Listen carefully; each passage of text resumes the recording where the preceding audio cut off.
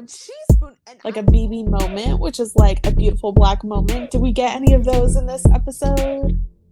Black. We have a chaotic bi moment of the chaotic bi moment. And you're watching Black Bi Reality. Black Bi Baddies. And those who love us. Hello, baddies. You are watching and or listening to the Black Bi Reality podcast, a podcast for Black Bi Baddies and those who love us. I am your host, Nicole Weaver, an entertainment reporter, currently writing about your favorite reality TV shows at Pop Heist.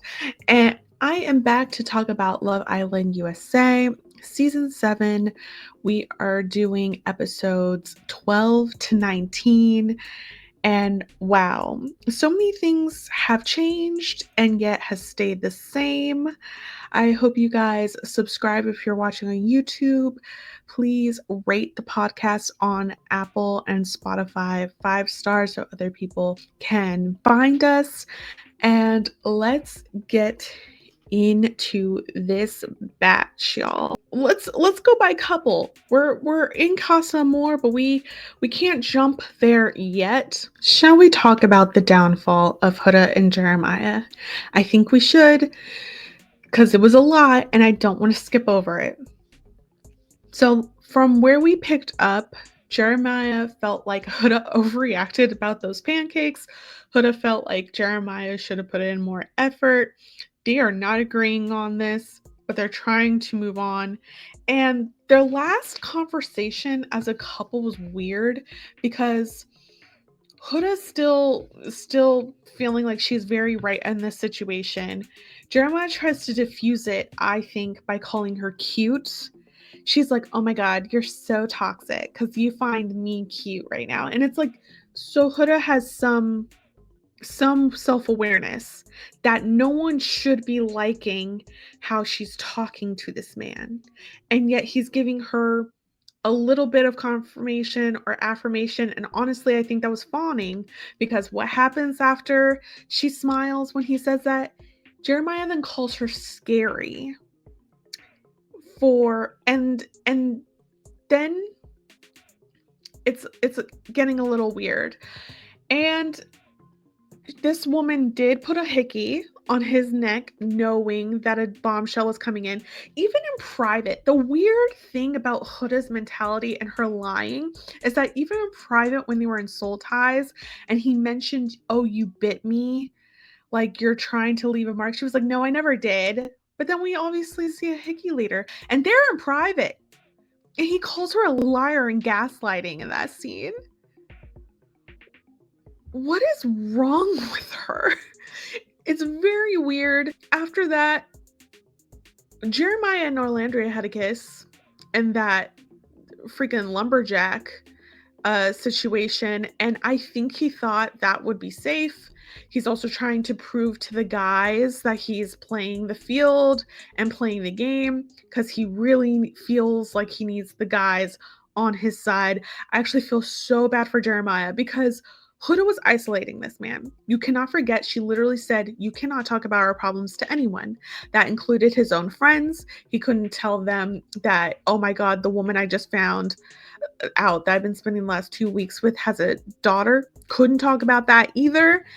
And then even when he was talking to Iris, everyone knows when these two are arguing. And yet, when he tells Huda, I was honest of like, yeah, we had that tiff in the morning, but she was like, excuse me? Never talk about our issues with anybody. That's unhealthy. She is very isolating. Any problems you have, you can only talk about them to me. But you are the problem, ma'am. So who can I vent to? I can't have a support system? And that's why this was a whole red flag, draining, and he was successfully isolated from these men. Like, she was part of his downfall, absolutely, in this situation, because if he could bond with these men, he could have still been here. But that was not an option for him if he was going to be with Huda. So we can't forget that Huda also found out she lost a lot of these guys too, because Nic and Ace voted to her face yeah, you gotta go. She needs to be thanking Amaya so much that she decided to go with Charlie, which Amaya's a girl's girl, okay? She went with Charlie because she was like, how dare you try to get your lick back at my girl Hannah when I'm her best girly pop, and you knew that. Like, she was so emotional and people were acting like she was overreacting, but that's what a true girl's girl, like stressed hives. I don't want to lose the girl I came in with because these bombshells, they know it's them against the OGs. And then Charlie's going to do this. Hannah was also getting to know Pepe, kissing Pepe. Charlie's just waking up to the game because, like I said, since Charlie came in, he never thought he had to work. He was like, oh, Chelley should just be all over me. Chelley's like, nah, you need to be pulling me for chats and doing things. He gave up. Hannah's here. Oh my God. Finally, I have a white girl. It should be easy coast. Hannah's like, I'm actually for the Love Island experience, okay? I'm going to be tasting the rainbow. I think Charlie still thought he got it. He's like, I'm the Brit here. I'm from the OG country. And it wasn't gonna work. These girlies, Amaya dumped him quickly of like, you tried to play my girl. So yeah, Huda should be thankful that that drama that had nothing to do with her, like someone in this place is a girl's girl, okay? So while Jeremiah is genuinely getting to know Iris, I'm actually surprised. I was actually pretty proud of him. He switched up quickly, which I get it really hurt Huda's feelings. But like I said, Jeremiah was going to look for an out because Jeremiah was never going to be into Huda if he knew she was a mom. That's why she needed to be honest from the start, or really maybe not. Maybe Huda really is there because she hid that and the guys couldn't dump her immediately. But either way, what was the end game? And I think for her, she thought the end game was, I'm going to talk about moving in with this guy. I'm going to get him to be my boyfriend before we leave. Like, I'm going to get everything locked down, even though this was all started on a false assumption about me. And Jeremiah was like, after he heard that, he was like, let's just try to win this and then figure something out. Jeremiah was like, oh, America doesn't even want me in this anymore. I'll have to ride this out then. And he slept in the same bed with Iris, which Huda was shook over, sick over. And honestly, I understood. I really thought she was actually going to win out and that Jeremiah was not going to be sleeping. He was going to sleep outside. But Jeremiah really was like, nah, let's cut this loose.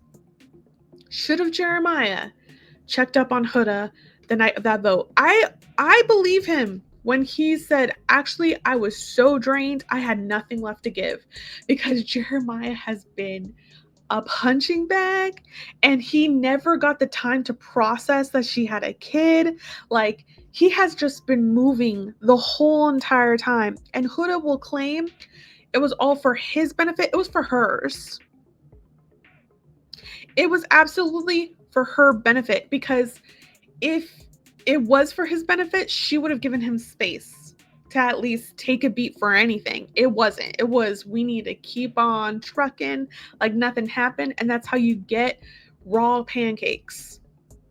Because you didn't let this man process anything to actually figure out if he wants to be with you anymore. Half done courting, because he doesn't want to court you anymore. He gets to go on this date with Iris on the beach. Huda flips out. I have been here when I'm like an anxious attachor and like having all this energy. You see her get up and move around. She's not sleeping. That's affecting a lot. She's not sleeping.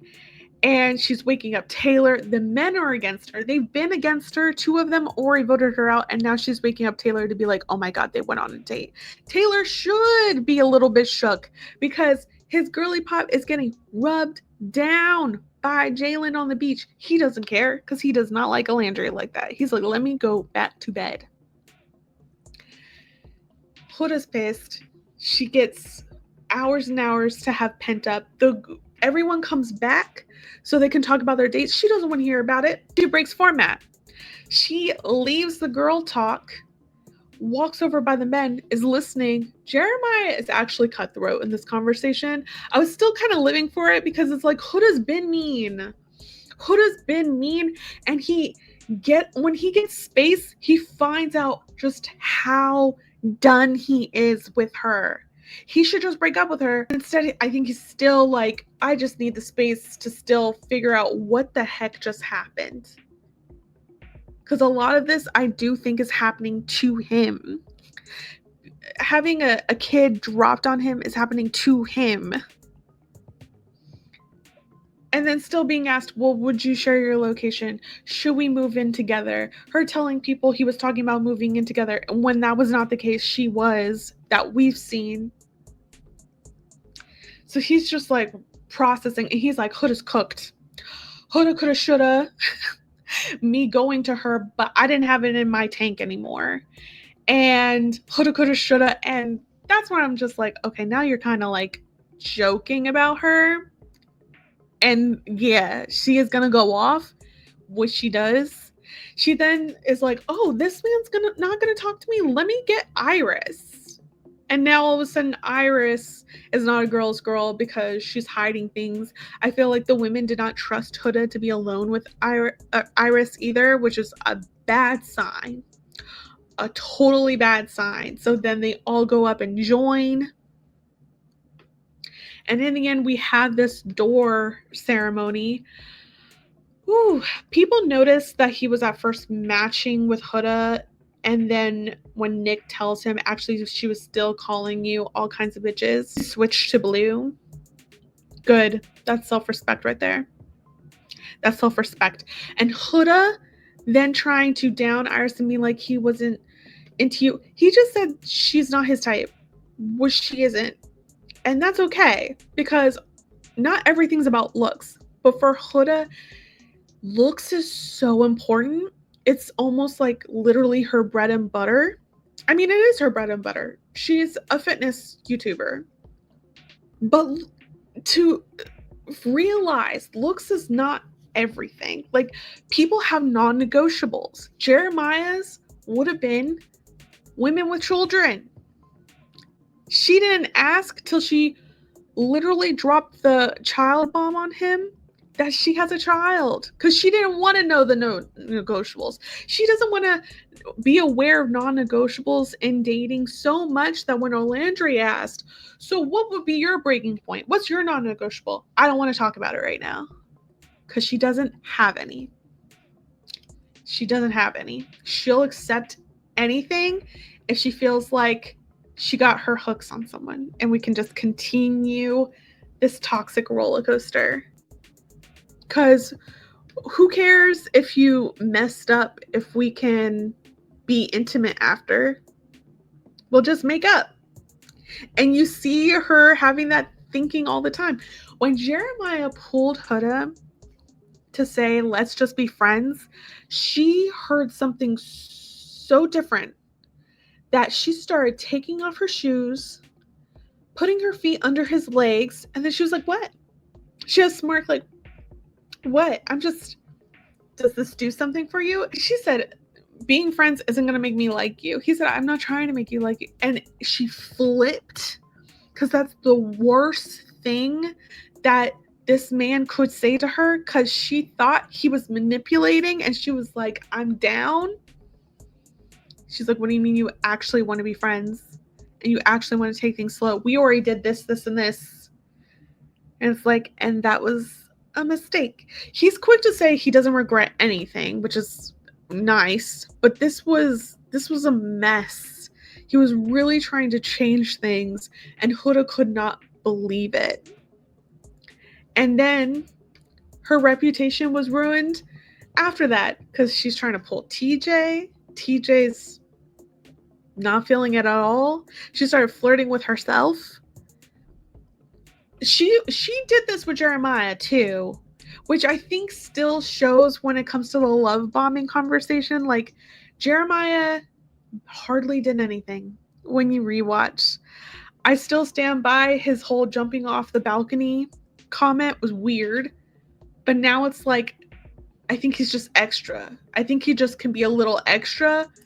But Huda, she can have a whole conversation with herself to another person and walk away and think that was a great conversation. So when TJ comes back and was like, actually, not feeling it, she's like, why? I'm kind of used to men just being obsessed with me. And it's like, if you had to look for a love bomber anywhere, where would it be? Yeah, to be fair, Jeremiah said that he said I love you way too, more than he's ever been in relationships. So Huda found the right one. But obsession, every guy starts off the bat obsessed with you? Or is it that you start off the bat obsessed with them? And then you demand equal energy, even if it's not really genuine? Because she was demanding a lot of Jeremiah that obviously was not coming, wouldn't have come from a genuine place because he was no longer feeling it. Whew. And then Pepe also was like, Hannah, I am so sorry. I cannot believe that the girl that you had to comfort after Jeremiah pulled out a chair for this woman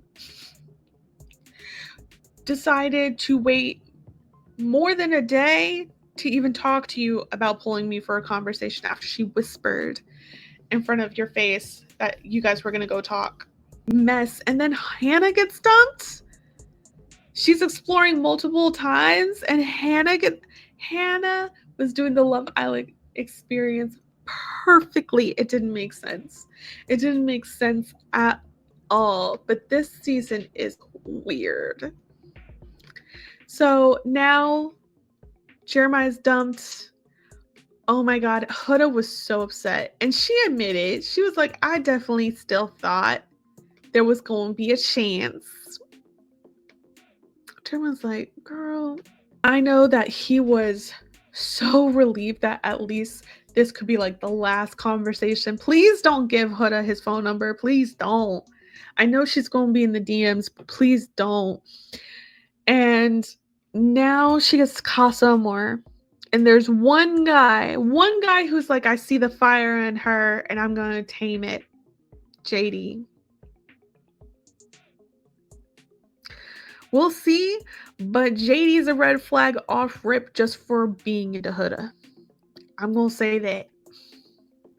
So we'll see where this goes. I think one of our strongest couples continue to be Cierra and Nic, but we've also seen some fracturing before they're separated. Nic, we cannot forget, Nic is a player.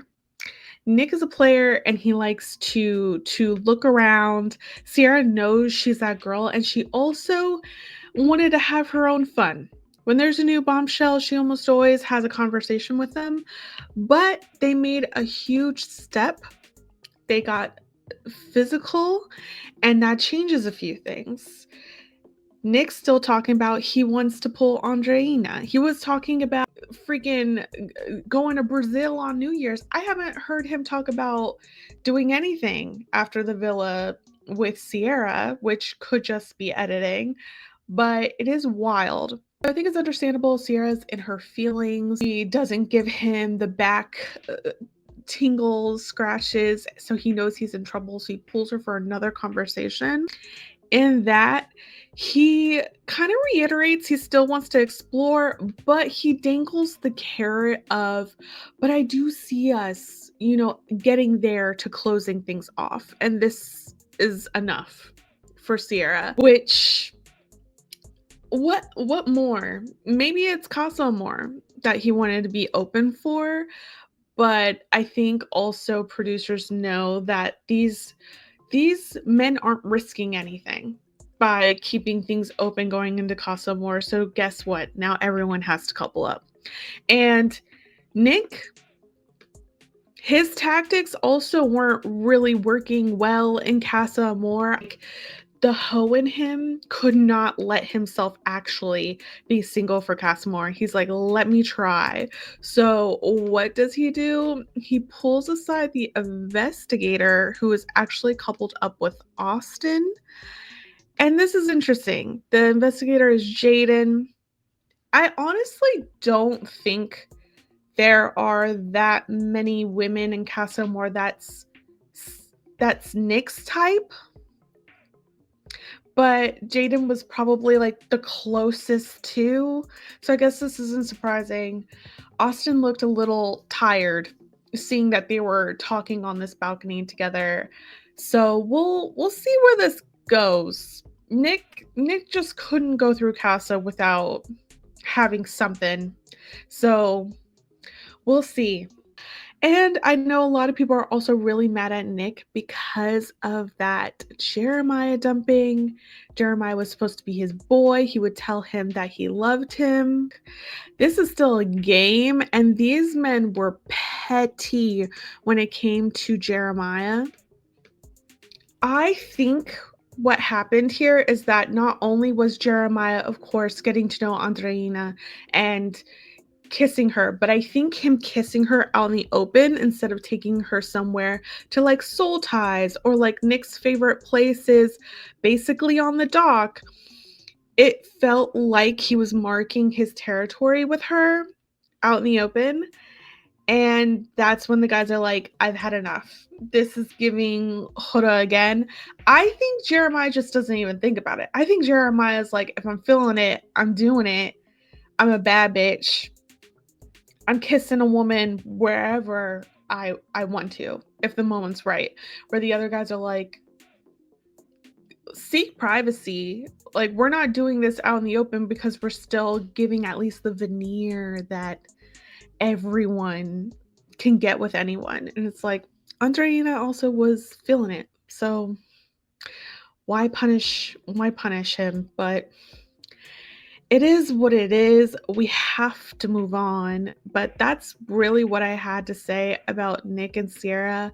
Still think they're the strongest couple, but obviously Nic is up to his BS. And I think he's gonna get away with it, unfortunately. Now, baddies, the last time we chatted, Jalen was still in that villa giving Olandria some physical attention, some chat. They had a date. He is massaging her up by the beach. I would have loved this date, but apparently I really want to know, was Olandria always like this, or has she grown accustomed to this? Is it the fact that if she did switch up to a more physical situation with Jalen, then it would be like, oh, Alondra was really not feeling Taylor.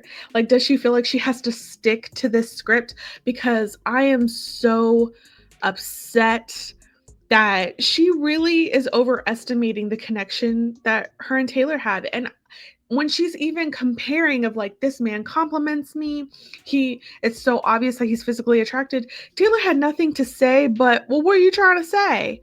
Sir, you do not compliment. You do not give the physical attention, and that's what has been missing. That's why she kept being like, hey, when are you going to start kissing me? When is there actually going to be romance? It's Love Island.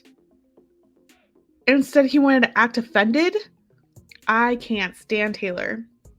I can't stand Ace also being in Taylor's ear, because the minute Jalen was in that villa, Ace saw one of his supporting votes flash before his eyes. He's like, no, Taylor, you have to lock in. He told Taylor and Nic, you gotta lock in. Breakfast now, bare minimum.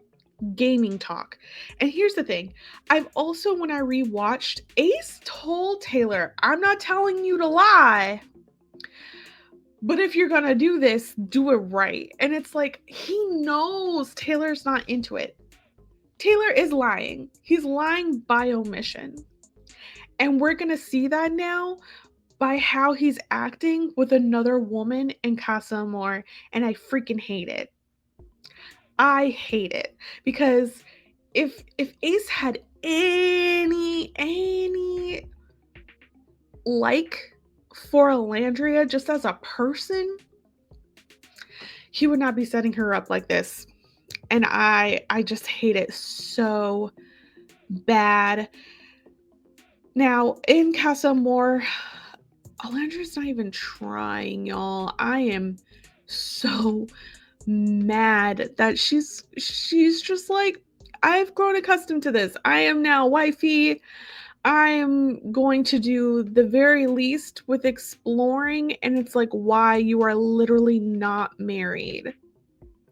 She wasn't really feeling the whole kissing to form a new connection, and no one's standing by her. Zach, he doesn't get the woman that he wants, which was Chelley. So now he has to pick between Amaya and Olandria, and he picks our OG girl. Thank you, because I need her safe. But boy, meanwhile, Taylor had two options in Casa Amor. And even though he said he wanted to continue to know Clark, he's all in on Coco. He said Coco is basically Olandria in a different body. And for some reason, he's into this different body more than Olandria. It's so clear. Playing with the last names on the first day, there's no way he can talk himself out of. It's obvious you were not feeling this couple, and you should have just said something so Olandria could give Jalen a better chance, or really any of the bombshells if she was ever feeling any of them. But then Olandria has been laser focused on the whole country thing. And honestly, we're in a country era because of Beyonce. Almost every commercial, it doesn't matter if it's for like a blender, it has a country theme, and you can't tell me that's not because of Cowboy Carter. And I wonder if Olandria's like, this is the brand. We have a very specific brand that we can make it out of, but it's like, the brand's not strong, honey. Like, honestly, Serena and Cordell, they're a country-ass couple, a southern couple, Houston, and they still didn't have to like say country every other second. You know, it came pretty naturally. So this is just very wild to watch, and it's very upsetting. But I do want to, because I did kind of skip to Casa Amor because it just happened last night. I do want to pinpoint one of Olandria's highlights, and that was when Megan came to the villa. Megan said, Olandria, give me the booty routine. And she said, this is all natural, which I absolutely believe. And her twerking was so good, so fun. I love that she had to go up against Nic. That was absolutely fan service for the Nic Olandria shippers. I am not one of them. I was kind of one of those delusional. I think Rob is into Janae. I was one of those last season. This season, I just need someone to be over the top into Olandria before I can even have a Delulu ship for her. I need the bases covered. So there's that. Everyone is coming back to the villa, so I don't know if I can really even make a prediction of just what's going to happen between Olandria and Taylor, which I do think Nic and Cierra, by the way, are going to get back together at the end of Casa Amor. I do not think they're going to like throw everything that they had away, but there's definitely going to be some drama. Now, for Olandria and Taylor, this is going to be messy. I unfortunately think she's going to forgive him after finding out everything. I don't know. I want to predict that she would be over it, but she's also going to have a real other option for her to stay. I don't know if she's going to be the type to be like, actually, I'm over it. Peace out totally. We'll see. And Taylor, like, I don't want him to keep scamming. Honestly, if you're really feeling Coco, stick with it then. Stick with it. You're probably gonna go home. You're not gonna win, but at least stand in it, because I'm over the phony stuff. But you let me know what you would rather if you're watching on YouTube. Put it down in the comments. Now, I am so glad Chelley and Austin are over. This was absolutely just buying time. Although people pointed out Chelley did pick some white boys in Casa Amor, so maybe she really is into it. I do think she's into height, which we'll get to. But yeah, Austin was getting very tired of being a love triangle. Chelley was like trying to encourage him because she saw he was defeated, and she's like, nah, I need you to be a fighter. I need you to have confidence and be a fighter. Austin, I don't think he even wanted to fight against Ace. He doesn't respect Ace as a person. Like, he's like, nah, if you're into that, go have it. And Chelley's just like, I can't believe you're not putting up more of a fight. So, yeah, we finally get that matching ceremony with the doors, and she leaves her door unlocked for Ace. And it was a whole big moment. People were clapping and everything for them. Austin looked happy for them. Look at this. I think he's just happy it's over. I think he wants a smooth ride on this show, and so he's relieved. Ace and Chelley, they look happy. Ace has been pretty focused on her, but people really thought, okay, when Andreina entered that villa, this might be a problem. The thing about Ace that I have noticed is that I think this 22-year-old really wanted Chelley to at least sweat once over him. He really tried to court almost every bombshell to get under Chelley's skin, because don't forget, this is the same man who said, oh, so you're not trying to be the perfect woman for me? And Chelley's like, absolutely not. Either I'm for you or I'm not. But he absolutely wanted some kind of flip out, probably like Huda was doing Jeremiah. And it was never going to happen with Chelley. She's too emotional. She's too secure. She's too chill. And honestly, she probably knows, like, she knows she can do a lot when it comes to Ace. Like, Ace is not going to be the best she's ever had. So she's not going to flip out. But I think Ace wanted just a little bit of that so it could feel equal. Because what I've noticed is that, first of all, he didn't want to just be the chaser, but he is, because Chelley's not doing much, honestly, to chase him down.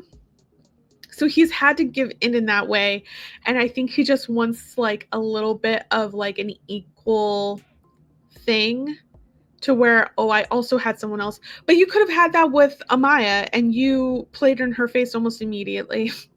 So I don't know what else he expects. But also, everything that happens in Casa Amor for him is wild. Oh, before I get to Casa Amor, though, the Megan episode, because I still have to talk about this. I love that Megan was also hyping up Chelley. We definitely saw a different side of Chelley with Megan for her twerk scene, because she was the only person who was up in Megan's lap, touching her and everything. And it's like, that's that chaotic bisexual energy, because she's not going to do all that for a man, but she will do it for Megan. And Taylor even was like, okay, well, now this isn't even fair, because I know my scrawny self ain't going to touch Megan. I know that for sure. So I loved all of that. And if we're going to Casa Amor, I wanted that 6'8" Chris to get with Amaya. But you know what? This is even better. Because this tall basketball player got with Chelley. Chelley admits her type is athletic and tall. Ace, athletic, not tall. And Ace, what does he get? This man takes L after L after L. He might be running the game, But actually getting play, he had Vanna. When he was gripping Vanna's butt before he saw her, I was like, oh, his face is going to crack. And he sure did. He said, bring me my Chelley back. And I was like, this isn't even a real test at this point. We'll see if he pulls a Nic and pulls like the girls he's actually filling. But then again, I have a feeling the girls he's actually filling wanted Taylor, and I don't know if he's really gonna want to try to step on Taylor's toes. I don't know. But right now, it looks real smooth sailing for Ace, where Chelley, I hope she goes all the way. I hope she does not look back, but we shall see. We really shall see, because Ace is not going to let her go without a fight. He's going to make her seem like the biggest player if she does go with Chris. And honestly, I would be like, that's okay, because again, she actually wasn't putting that much effort into Ace, and he knows that. So it's not like she was lying to him or like doing the most and then all of a sudden she's going to do the most with someone else. It's like, it is what it is. We shall see. Now, at the Black by Reality podcast, we do cover Survivor, Big Brother. We have interviews with people from the show. And I think it's so funny that a lot of people are talking about Ace should have been on one of those shows.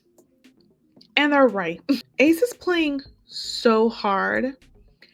Him sending home Jeremiah after everything, he was laughing after finding out America's vote was to put Iris with Jeremiah.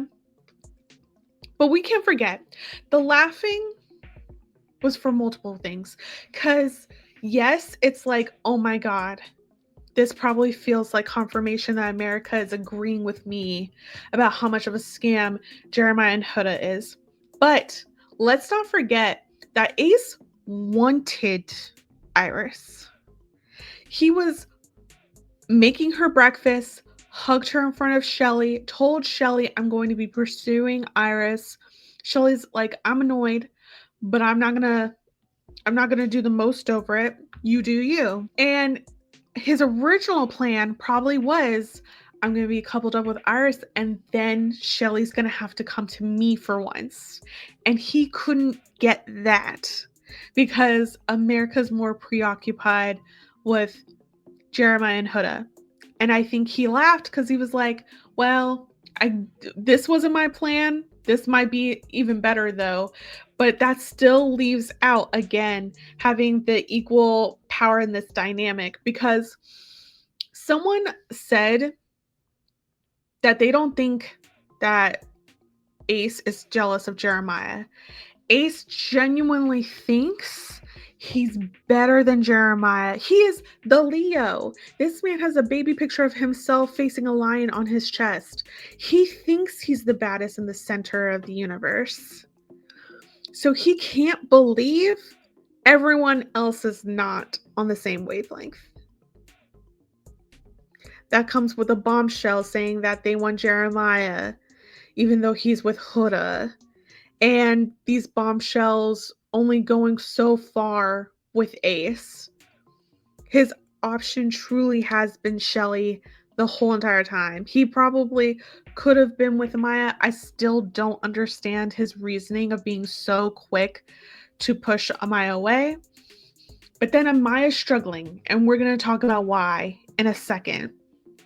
But I really like that theory. I was like, yeah, I think Ace really does think he is better than Jeremiah, and everyone else is just losing it. But we're going to see how he's going to feel about Chris. Sadly, here's the thing. I think Amaya has the Bella problem, because we have seen this woman flirt with Austin, and it's not there. She has a lot of energy, and she's very cute. The sex appeal goes down, though, from the interactions. It's not giving sex appeal. And It's the chat. Maya's perfect for this show. What the show is missing is a true himbo. We actually have a lot of shifty gamer men this season.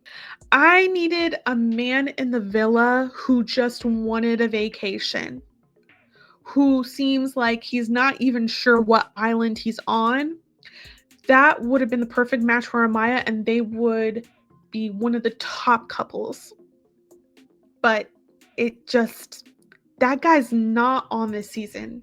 And honestly, that makes the season a little less fun because of that. With Iris did tell Jeremiah she was only getting friends vibes from him, and then they could then kiki about the kisses they were having with other people, which I think is hilarious. She kissed TJ, he kissed Andreina.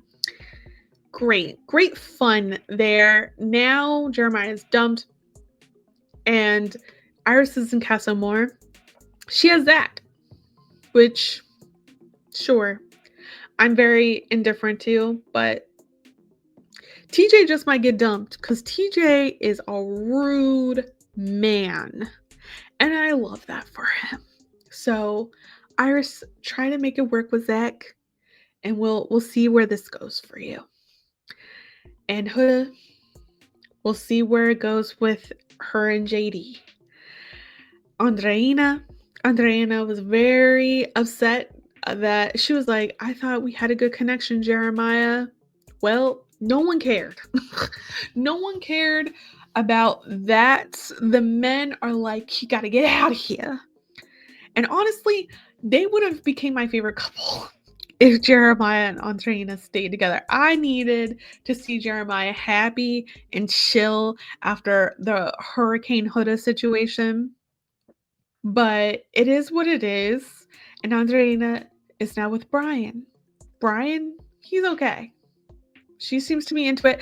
It kind of bugs me what height means with gender in our society, because it's freaking wild to me that Andreina even asked Brian, well, how do you feel about tall girls? And she probably has had to ask that multiple times because she's a stallion. She's a taller woman.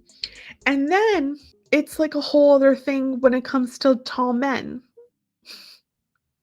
Because the fact that Chris kissed Chelley and Chelley was talking about the difficulty in reaching this man, and then she's like, oh, you read my mind, you picked me up.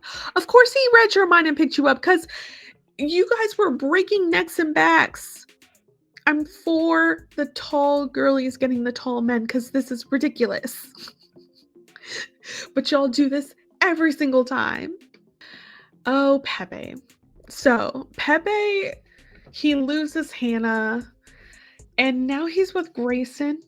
Never forget, Pepe was on the same thing that Jeremiah was on, except Pepe's actually Latino. He likes Latinas. They did not have Latinas in this Casa Amor. So he is doing what he can, and we'll just see where it goes from here. But I'm not feeling him with Grayson at all, but I think he's just trying to make do.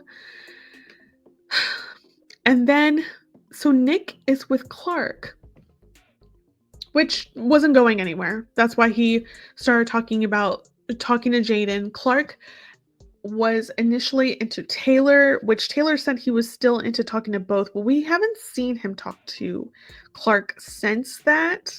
We'll see. He's really into Coco, and I love a woman with a man's name. That's the bisexual in me. So I'm so for Clark. Clark looks like somebody, though. Like somebody who has been on television before, and it's a person in reality TV. I can't pinpoint who. If you know who I'm thinking about, please leave it in the comments, because it's truly bugging me. I see her and I see someone else, but I don't know who that other person is. We'll see. Cierra is with Elan, which Elan is this is bad. The men that they are getting this season, it's on purpose. I feel like they want us to get accustomed to men with violent politics, because Elan has a highlight about being in Israel on Instagram. He actually kissed Huda, who's Palestinian. Like, this is wild. And now he's matched with Cierra. The one good thing is I don't think Cierra's gonna be in the long haul with him. I think she's into Nic. And I think Nic will get back with her, but it's gonna be tense because of he's now going out of his way with Jaden. He could actually coast with Clark, but this man cannot help himself. So we'll just see.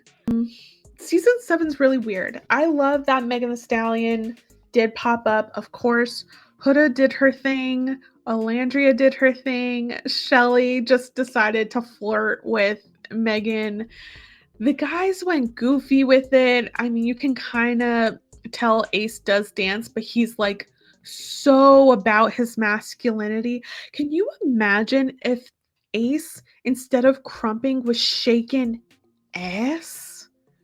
And how comfortable that would have shown with him and his masculinity. I feel like he would have skyrocketed in popularity doing that, but he couldn't do it. Like, Nic did it, but whatever. And Taylor, he did it, but he goes so goofy. Like, he goes over the top. It's like we already know it's a joke. The facial expressions, like, people were watching Olandria's face during that, and she was like, oh my god. And I would have been the same way. I feel like I've been there multiple times because I'm always into the nerdy people. But when that ick happens and that cringe happens, it's like, this is painful. I need it to pass. I need it to pass bad. And this episode came after all of the dark Huda Jeremiah episodes. Like, this was a relief before Casa. And yeah, I hate the whole Amaya Austin thing.